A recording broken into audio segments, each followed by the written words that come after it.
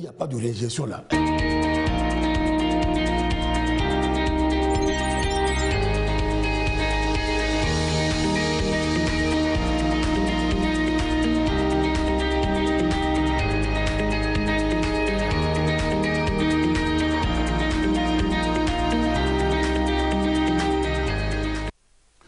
Madame, Monsieur, bonsoir.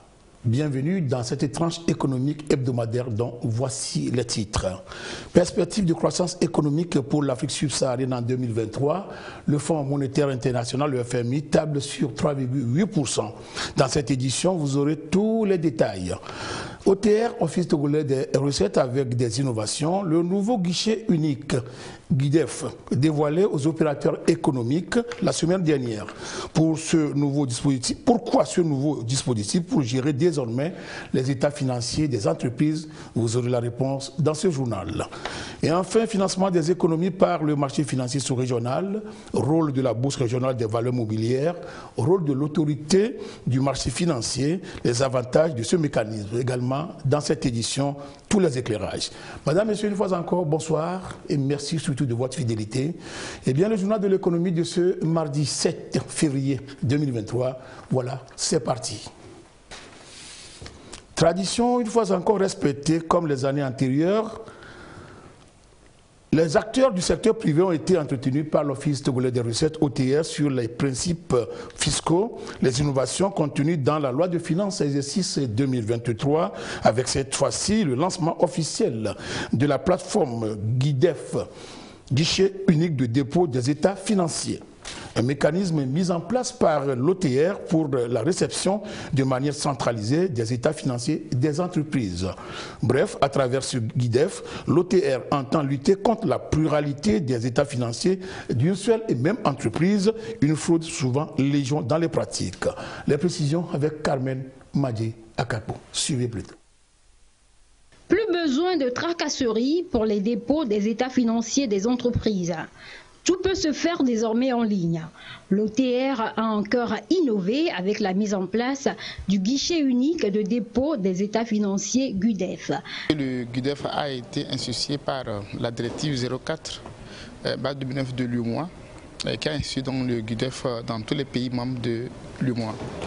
Et au Togo, cette directive a été transposée dans le corpus législatif togolais. Et des textes réglementaires ont été pris pour rendre le GUIDEF opérationnel. Le GUIDEF, cette plateforme électronique permet non seulement de gagner en temps, mais aussi de pouvoir opérer librement ou déposer l'état financier librement sur la plateforme électronique en étant dans son entreprise et pas forcément se déplaçant au bureau de l'Office des recettes. Le guichet unique de dépôt des états financiers GUIDEF est une institution mise en place pour la réception de manière centralisée des états financiers au profit des différents partenaires. La vision du GUIDEF est de collecter les états financiers, garantir l'unicité, l'homogénéité et la comparabilité des informations financières. Pour les opérateurs économiques, cette innovation de l'Office togolais des recettes OTR va leur simplifier la vie. Auparavant, pour les états financiers, il fallait faire par exemple 5 copies. Maintenant, avec une seule copie par voie électronique, on fait l'économie des papiers, l'économie d'espace, l'économie d'encre. Ça, c'est un côté environnemental aussi. Donc, on gagne beaucoup. Il y a beaucoup de choses, beaucoup de changements sur cette plateforme. C'est une bonne chose, seulement qu'il reste quelques améliorations qu'il faut faire. C'est-à-dire qu'il y a quelques modules qui ne sont pas encore développés. Il faut développer ces modules. Lorsque nous prenons par exemple la plupart de nos clients, ils ne sont pas lettrés. Donc, qu'est-ce qu'il faut faire? Or, ce que ça demande, le processus de dépôt de ces états financiers, il faut que ce soit le contribuable qui crée les états financiers. Or, pour nos clients qui ne sont pas lettrés, ça c'est un autre problème. Un client, par exemple, lui, il sait que signer, il sait que il ne sait même pas lire. Quand vous vous présentez devant le que voilà, il faut créer un mail, il faut créer ceci, ceci, là. Donc c'est là que nous allons éprouver beaucoup de difficultés, mais je sais qu'avec le temps, par des explications et les modules qui restent à développer, par exemple le truc des délégations, ça va nous permettre de surmonter cette étape-là. Tout contribuable soumis à la production des états financiers et les entités habilitées à viser ces états avant leur dépôt auprès de l'administration fiscale peuvent opérer sur la plateforme. Et pour pouvoir présenter des états financiers fidèles aux activités menées au cours de l'exercice, un service comptable est nécessaire au sein de chaque entreprise, même au niveau des TPME ou les PME. Voilà, c'est ce que veut justement corriger la Chambre de commerce et d'industrie du Togo avec de nouvelles dispositions mises en place et dévoilées la semaine dernière aux opérateurs économiques. Pourquoi un service financier comptable pour une société? Voilà, ou bien voici plutôt les réponses avec Clarisse Atikle. Suivez. Selon le Code de commerce, les entreprises sont tenues d'établir une comptabilité et de procéder chronologiquement à l'enregistrement comptable. Elles ont également l'obligation de contrôler l'existence et la valeur du patrimoine et d'établir des comptes annuels à la clôture de l'exercice. C'est ce qu'on appelle le service comptable ou l'organisation comptable. C'est un service dans lequel on a un chef comptable, un comptable et un assistant comptable. Aujourd'hui, les entreprises peuvent externaliser leur comptabilité. Ça veut dire qu'ils appellent un cabinet qui vient tous les jours enregistrer les données financières. Mais il est bon que les entreprises aient à leur sein un comptable. Pour formaliser en fin d'année toutes les opérations que l'entreprise fait du 1er janvier au 31 décembre. L'organisation comptable répond en effet à une obligation fiscale puisque l'entreprise est soumise au paiement des impôts sur ses revenus.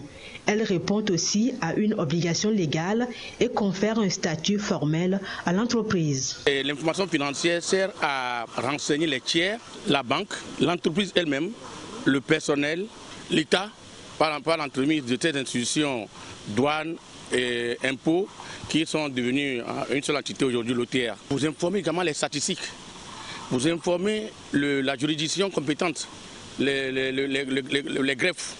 Donc la comptabilité, c'est un outil très important pour une nation dans la détermination de ses agrégats. Mais nombreuses sont les entreprises, surtout les PME, PMI, ne disposant pas d'une organisation comptable. Ces dernières années, avec la nouvelle directive de l'UEMOA, les centres de gestion agréés, CGA, sont créés pour appuyer ces structures. Et depuis, Dodi Blamé s'en sort plutôt bien avec son complexe de télécommunications. Nous établissons les états financiers puisque nous travaillons avec le CGA qui nous suit périodiquement par rapport à nos activités comptables.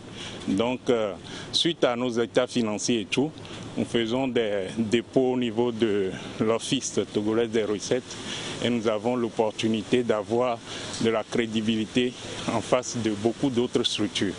Et pour le moment, nous pouvons dire que ça avance très bien. Les TPME, les très petites entreprises, n'aiment pas tellement organiser un service comptable. Parce qu'ils craignent qu'en tenant une comptabilité véritable, ils vont payer trop d'impôts, alors que ce n'est pas le contraire. Quand vous organisez et vous payez les impôts, vous allez grandir. Mais quand vous ne voulez pas payer les impôts, vous demeurez toujours une très petite entreprise. Le danger, c'est la banalisation de la comptabilité des informations financières. Ne pas présenter les comptes au réel. Par exemple, aux banques, la banque qui veut analyser vos états financiers pour les trois dernières années a des informations bancales. Il ne peut pas vous accompagner. Et surtout que si la banque sait que c'est des états financiers montés de toutes pièces, ils ne vont jamais vous accompagner. Avoir donc un service ou une organisation comptable très bien structurée a tout son avantage. L'entreprise a donc toutes les facilités pour accéder au crédit ou au financement. Cela y va également de sa rentabilité et de sa durabilité. Parlons à présent perspective de croissance économique avec le Fonds mondial, le Fonds monétaire international, qui table sur 3,8% en 2023 pour l'Afrique subsaharienne. En effet, le fonds prévoit une légère hausse de 0,1 point de pourcentage. Carmen Madia Capo pour les précisions. En 2023, 2023, la croissance économique de l'Afrique subsaharienne pourrait atteindre les 3,8%. C'est ce que révèlent les dernières statistiques publiées par le Fonds monétaire international FMI dans le cadre de ses perspectives économiques mondiales. Cette nouvelle prévision, légèrement plus optimiste que celle d'octobre 2022, plus 0,1 point de pourcentage, est motivée par l'amélioration attendue de la croissance économique au Nigeria, première puissance économique de la région en matière de PIB. Selon le FMI, la croissance du Nigeria devrait atteindre les 3,2% en 2023 contre 3% en 2022 grâce aux mesures prises pour résoudre les problèmes d'insécurité dans le secteur pétrolier. À l'opposé, l'Afrique du Sud, deuxième puissance économique de la région en matière de PIB, ne devrait enregistrer qu'une faible croissance de 1,2% après le rebond économique enregistré après le Covid-19. Cette prévision, qui représente moins de la moitié de la croissance estimée pour 2022, est motivée par un recul de la demande extérieure, des pénuries d'électricité et des contraintes structurelles, souligne le rapport du fonds. Si les nouvelles projections pour l'Afrique subsaharienne en 2023 tablent sur une stabilisation de la croissance par rapport à l'année 2022 et qui a affiché une croissance estimée à 3,8% également, le FMI prévoit que la production mondiale de l'année en cours devrait décroître par rapport à l'année dernière. Bien qu'il soit en hausse de 0,2% de pourcentage par rapport aux prévisions d'octobre, les nouveaux chiffres du FMI indiquent qu'en 2023, la croissance mondiale ne sera que de 2,9% contre 3,4% en 2022. Cette faible croissance est due, selon l'institution, au durcissement des politiques monétaires mondiales à travers le relèvement massif des taux directeurs par la Banque centrale, aussi bien dans les pays développés que dans ceux en développement. Cette politique monétaire a pour objectif de réduire le niveau d'inflation qui a atteint des sommets dans plusieurs pays. D'après le fonds, l'inflation mondiale devrait baisser de 8,8% en 2022 à 6,6% en 2023 à 4,3% en 2024, mais restera au-dessus des niveaux enregistrés avant la pandémie du nouveau coronavirus. Parallèlement à l'évolution de la demande mondiale, la croissance du commerce mondial devrait fléchir de 2,4% en 2023 malgré la réduction des goulots d'étranglement de l'offre avant de grimper à 3,4% en 2024, précise le FMI, qui ajoute qu'en 2023, les prix du pétrole devraient chuter d'environ 16%, tandis que les prix des produits de base hors combustible devraient baisser en moyenne de 6,3%. Et pour 2024, le FMI s'attend à une croissance de 4,1% pour l'Afrique subsaharienne et de 3,1% pour l'économie mondiale. C'est bref pour poursuivre cette édition. Désormais, une journée dénommée Investir dans les jeunes entreprises. C'est le 10 février prochain, donc vendredi, qui sera célébré. Que sera célébrée une journée dédiée à l'investissement dans les jeunes entreprises. Le but est de promouvoir les opportunités d'investissement pour les jeunes entreprises du Togo, tout en renforçant les relations économiques entre le Togo et l'Union européenne. Écho des marchés, panier de la ménagère, notre rubrique hebdomadaire pour vous signaler les prix indicatifs sur les marchés de référence, surtout les prix de certains céréales. C'est avec Eli Agba Nyandao. Suivez plutôt. Alors que les pays africains ont toujours fait recours à la dette auprès des organismes internationaux et des pays amis pour financer leur investissement, aussi bien pour les grands projets de l'État que pour les projets des entreprises publiques et privées, il s'est avéré utile et urgent de réfléchir sur les moyens alternatifs de financer l'investissement public et privé. Ce qui, dans toute économie saine, devrait provenir de l'épargne nationale. Il faut qu'on construise dans une démarche structurée et consolider les acquis au fur et à mesure, ouvrir de nouveaux chantiers de régulation Et surtout, et cela me paraît important, les marchés qui sont développés ont su construire un écosystème très fort avec plusieurs acteurs. Il n'y a pas que les intermédiaires de marché, il n'y a pas que les asset managers, il faut des banques d'affaires, il faut des cabinets comptables, il faut des avocats de marché, il faut un écosystème solide, susceptible d'accompagner le développement du marché. Ce marché qui regroupe l'ensemble des pays membres de l'Union monétaire et économique ouest-africaine UEMOA a été conçu pour compléter et renforcer les marchés interbancaires et monétaires et offrir aux opérateurs économiques de la sous-région de nouvelles opportunités de placement et de financement alternatifs. Notre marché a effectivement progressé depuis sa création en termes de mobilisation de ressources, aussi bien sur son compartiment de la dette, le compartiment obligataire, que sur son compartiment action. Donc c'est déjà des résultats, à mon avis, positifs. La question qu'on s'est posée, la principale, est-ce qu'il ne faut pas donner plus d'accès aux PME de notre Union? Et est-ce qu'il ne faut pas envisager éventuellement de nouveaux produits pour attirer d'autres types d'investisseurs et financer d'autres types d'entreprises? S'agissant des PME, on a fait le tour d'horizon de la question et on s'est dit qu'il faut les préparer, les accompagner à accéder au marché. Ce n'est pas évident que ces PME-là soient prêtes pour faire appel public à l'épargne. Donc il faut que nous ayons une démarche structurée avec plusieurs acteurs qui les accompagnent, qui les aident, qui les soutiennent jusqu'à ce qu'elles accèdent au marché. Il est somme toute surprenant qu'au moment où beaucoup d'entreprises éprouvent de réelles difficultés de croissance et de financement limitées au seul secteur des banques et établissements financiers avec lesquels les conditions de crédit sont encore élevées, l'on hésite à recourir au marché financier. Notre défi au cours des prochaines années, c'est de faire en sorte qu'il y ait des PME qui viennent se faire coter sur ce compartiment à la BRVM. S'agissant maintenant des nouveaux instruments, on a pensé au financement alternatif, on a pensé à d'autres types de véhicules qu'on peut mettre en place pour aider à financer les start-up en particulier.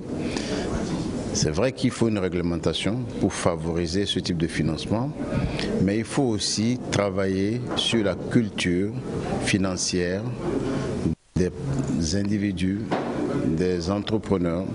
Il faut travailler sur les questions de transparence, de confiance dans ces nouveaux véhicules, parce que un marché, ce n'est pas que des tests, c'est des acteurs, mais également c'est la confiance, c'est la transparence. Dès 1974, à la création de l'Union monétaire ouest-africaine UMOA, les États membres ont compris l'enjeu que constituait le financement des investissements publics et privés par l'épargne intérieure. Et comme vous pouvez le constater, vous venez plutôt de suivre la contribution du marché financier au financement des économies africaines, ce que les États peuvent gagner en allant sur le marché pour chercher des fonds. C'était un dossier signé Carmen Madiakapo. Retour au Togo pour vous parler des échos des marchés ou bien parler de la ménagère, notre rubrique hebdomadaire qui annonce les prix indicatifs de certains céréales sur les marchés de référence avec Eli Agba Nyadao. Suivez les précisions. Le prix des céréales et du gari sur les marchés de référence du Togo se présente comme suit. Le bol du maïs dans la région maritime est à 500 francs. Dans les plateaux, il est entre 400 et 450 francs. Entre 500 et 450 francs dans la centrale. À Kara, le bol du maïs varie entre 450 et 600 francs et dans les savanes, il est entre 400 et 450 francs. Le prix du bol du sorgho. Il est à 700 francs dans la région maritime. Dans les plateaux, il est entre 500 et 550 francs, entre 550 et 600 francs dans la centrale. Dans la Kara, le prix du bol du sorgho varie entre 600 et 700 francs et dans les savanes, entre 500 et 650 francs. Poursuivons ce panorama avec le prix du bol du haricot. Dans la maritime, il est à 2000 francs, entre 1450 et 1500 francs dans les plateaux. Dans la région centrale, le bol du haricot est à 2000 francs, entre 1800 et 2300 à Kara. Il varie entre 1300 et 2000 dans les savanes. Le bol du mil dans la région maritime est à 1300 francs. Dans les plateaux, il est entre 1100 francs et 1200 francs. Dans la centrale, le bol du mil varie entre 1200 et 1300. À Kara, il est entre 1000 francs et 1300. Et dans les savanes, il est entre 1100 francs et 1500 francs. Finissons avec le prix du bol du gari. Il est à 1000 francs dans la région maritime, entre 700 et 750 francs dans les plateaux. Dans la centrale, le prix du bol du gari varie entre 700 et 900 francs. À Kara, il est entre 850 et 1000 francs. Et dans les savanes, le bol du gari est entre 1000 francs et 1200 francs. C'était là la situation des prix des céréales et du gari sur les marchés de référence du Togo. Merci Léa Gbanyanda. Rappelons également que des baisses ont été observées ces dernières semaines sur certains marchés de référence. Donc l'ensemble précise que la semaine du 23 au 29 janvier relève une baisse de 50 francs du prix du bol de 2,5 kg sur quelques marchés suivis par l'agence. On note plus précisément cette baisse dans les marchés de Tchamba, dans la région centrale, Kabou et Banjeli, dans la région de la Kara. Le reste des marchés ont gardé le prix indicatif à la semaine du 16 au 22 janvier 2023. De façon générale, le prix du bol de 2,5 kg du nouveau maïs est de 700 francs dans la région maritime, Grand Lomé donc, 500-550 francs dans les plateaux et 600 et 750 dans la région de la Kara et entre 600 et 700 dans la région des Savanes. Culture de rente à présent à l'endroit des acteurs des filières café-cacao, le comité communique les prix indicatifs aux producteurs pour la période du 1er au 15 février 2023. Café Saint-Robusta, 825 francs le kilogramme. Cacao qualité supérieure, 985 francs le kilogramme. Communiqué signé du secrétaire général du comité, Anselme Gouton. Autre secteur de l'agriculture, l'aquaculture avec une augmentation de plus de 50% de la production de 2020 à 2022. Les investissements du gouvernement dans le secteur de l'aquaculture portent désormais leurs fruits. La production est passée de 730 tonnes en 2020 à 1151 tonnes en 2022. Rappelons que les aquaculteurs sont accompagnés avec des technologies avancées et des équipements tels que les barques motorisées, des cages flottantes et des provandes. Quelques brèves pour poursuivre cette édition afin de mieux conduire les actions gouvernementales pour assurer cette croissance économique. Le Togo va boucler une nouvelle sortie sur le marché financier régional le vendredi prochain. Dans le viseur de l'exécutif togolais, 35 milliards de francs CFA via une émission simultanée d'obligations assimilables du trésor OAT et de bons assimilables du trésor BAT. Les obligations sont d'un nominal de 10 000 francs CFA pour les OAT émises sur les maturités 3 et 5 ans, respectivement 5,5 et 5,7 de taux d'intérêt. Quant aux bons émis sur 91 jours, ils sont assortis d'un nominal de 1 million de francs CFA et d'un taux d'intérêt multiple. Un tour dans les banques à présent pour vous préciser les cours des devises pour ce mardi 7 février 2023. Devise dollar américain. À l'achat, c'est à 607,750 francs CFA. À la vente, 614,750 francs. La livre sterling GBP, 731,500 et 738,500.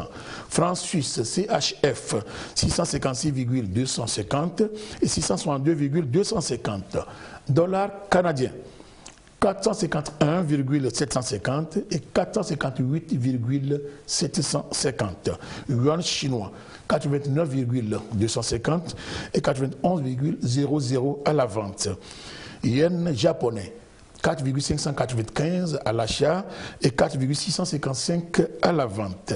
Dirham Émirats Arabes Unis, 165,00 et 167,750 à la vente. Quant à l'euro, à l'achat comme à la vente, c'est à 655,957. Voilà, madame, monsieur, c'est avec cette devise que nous bouclons notre édition de ce soir. Prochain rendez-vous mardi à 20h50. Bonne suite de nos programmes. Au revoir et à la prochaine.